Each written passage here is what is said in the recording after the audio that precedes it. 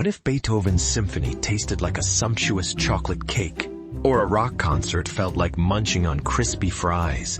Sounds bizarre, doesn't it? Yet for some, this sensory crossover is their reality.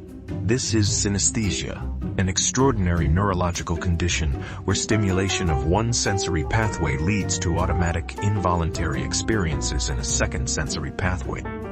It's like the brain's sensory wires got hilariously crossed, creating a vibrant sensorial symphony. Imagine being at a concert, Led Zeppelin perhaps, where every music note triggers a distinct flavor on your palate. A riff on the guitar could taste like sweet honey, drums like crunchy peanuts, the vocals like tangy lemonade.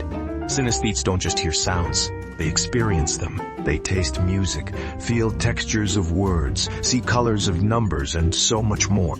How is this possible, you ask? It's a fantastic journey into the human brain's complexity. In the typical brain, our senses are processed separately from each other and tend to remain that way. However, in a synesthetic brain, there seems to be an extra level of connectivity and communication between these areas. It's like having a superpower. Science isn't clear about why this occurs, but it's believed that everyone is born synesthetic. As infants, our senses aren't well defined and we experience the world in a blurry mash. But as we grow, our senses start to separate. For synesthetes, this separation process might be less complete, creating a blend of sensory experiences. So why talk about this at all? Because understanding synesthesia can provide profound insights into how our brains construct reality.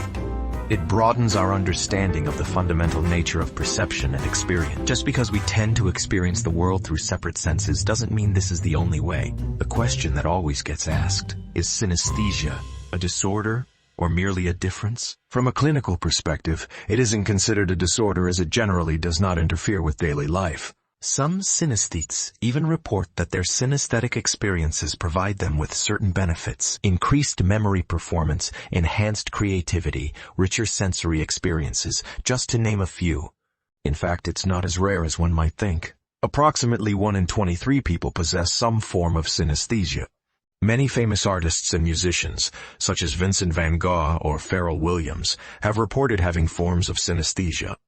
It is a big part of who they are and how they interact with the world. Van Gogh's Starry Night may very well be a gorgeous manifestation of his synesthetic experience. Synesthesia encourages us to question our perception and consider the boundless possibilities of human experience. Are we limiting our experiences by boxing them into separate sensory compartments? Imagine the thrill of biting into a sweet melon and tasting its vibrant color, or the joy of touching a soft fabric and hearing its gentle whispers. In an era where sensory enhancements in virtual realities are on the rise, can synesthesia open the doors to new sensory experiences?